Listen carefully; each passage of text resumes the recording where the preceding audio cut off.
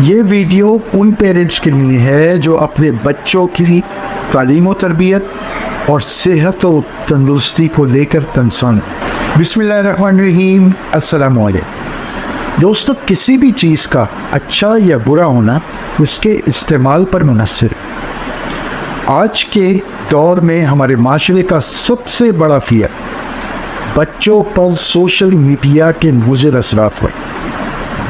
आज की इस वीडियो में हम जानेंगे कि बच्चों की साइकोलॉजी पे सोशल मीडिया के क्या मुज़िर असरात मुरतब हो गए। तो चलिए शुरू करते हैं।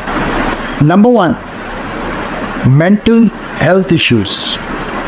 सोशल मीडिया के एक्सेसिव यूज से बच्चों के अंदर ना सिर्फ डिप्रेशन, एंजाइटी बल्कि लोनलीनेस भी डेवलप हो रही है। सोशल मीडिया में एंटरटेनमेंट को दिखाया जाता है, प्रमोट किया जाता है। अब बच्चा ये समझता है कि ज़िंदगी का नाम शायद इंजॉयमेंट, घूमना फिरना, चिल करना है, जबकि ऐसा हरगिज़ नहीं है। तो उसके अंदर होता यह है कि यार हम तो वीक में एक दफ़ा निकलते हैं या महीने में एक दफ़ा निकलते हैं, तो वो एक एहसास कमतरी में, लोनलीनेस में, डिप्रेशन में, एंजाइटी में मुब्तला हो जाए। Number 2, excessive knowledge.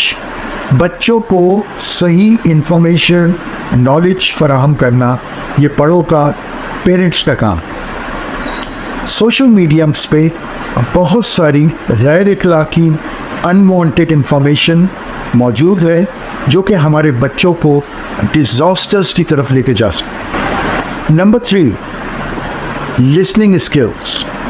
हमारे बच्चों के अंदर लिसनिंग स्किल्स बिल्कुल ख़त्म हो चुकी है। इसका भी कॉज सोशल मीडिया ही है। जब एक्सेसिव नॉलेज, इंफॉर्मेशन बच्चे को मिल रही है तो वो कहाँ ट्रांसमिट करेगा, कहाँ शेयर करेगा।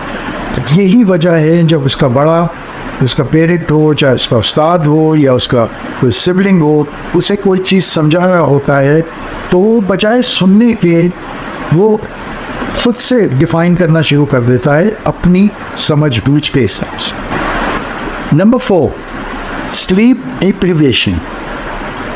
बच्चों के अंदर sleep disorders, quality of sleep और कॉग्निटिव डेवलपमेंट अफेक्ट हो रही है। उसका भी रीज़न ये जो सोशल मीडिया का एक्सेसिव यूज़ है यही।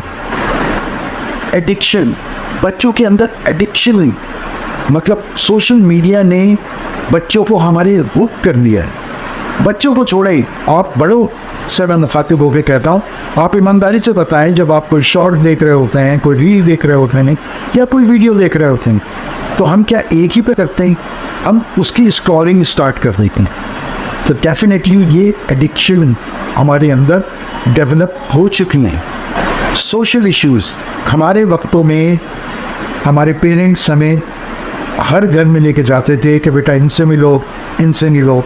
आजकल के दौर में बच्चे जहाँ पे उनके हम उम्र दोस्त अहबाब नहीं होते, वहाँ जाना नहीं पसंद करते, और अगर चले भी जाएं तो आप ये देखिए कि महफिलों में बैठ के उनके हाथों में मोबाइल गैजेट्स होते हैं और वो इसी में लगे हुए होती हैं।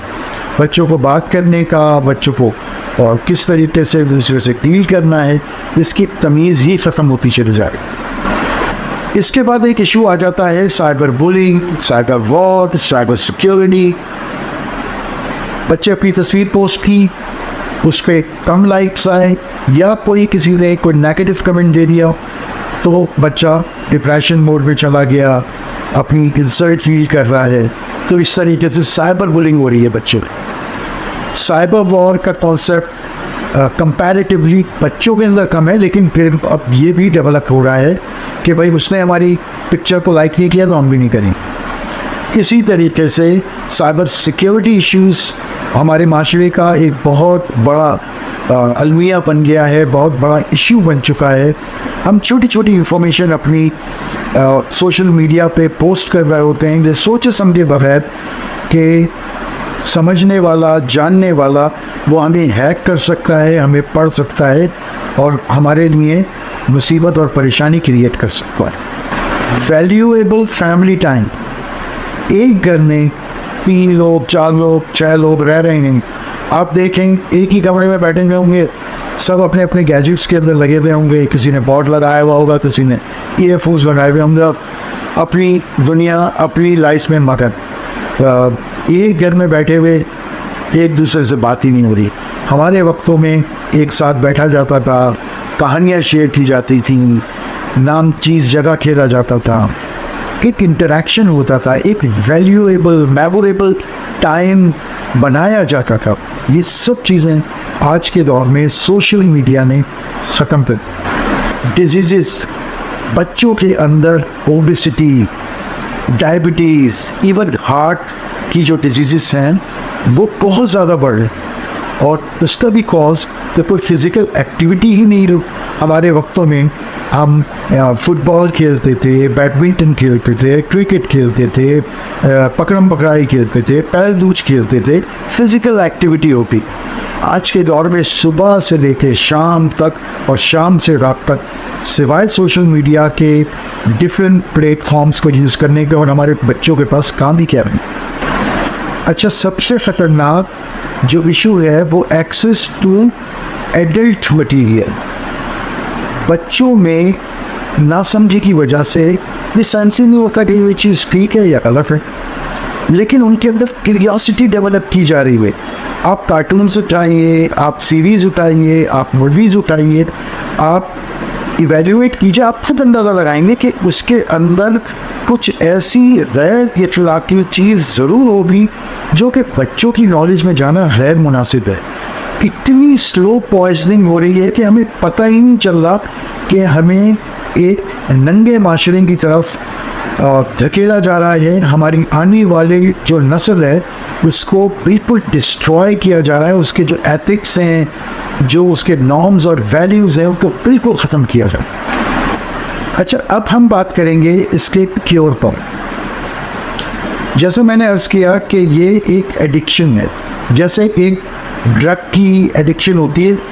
अगर आप उस चीज़ को, उस ड्रग को उस शख्स से हटा दें, उससे दूर करें, तो बिल्कुल बावला सा हो रहा है। बिल्कुल इसी तरीके से अगर आप अपने बच्चे को सख्ती से मैनेज करने की, ऑर्गेनाइज करने की कोशिश करेंगे तो you are going to face a lot of troubles. Gradually चीज़ों को कम करना है। उनका स्क्रीन टाइम कम करने के लिए आपको खुद को एक्टिव होना पड़ेगा।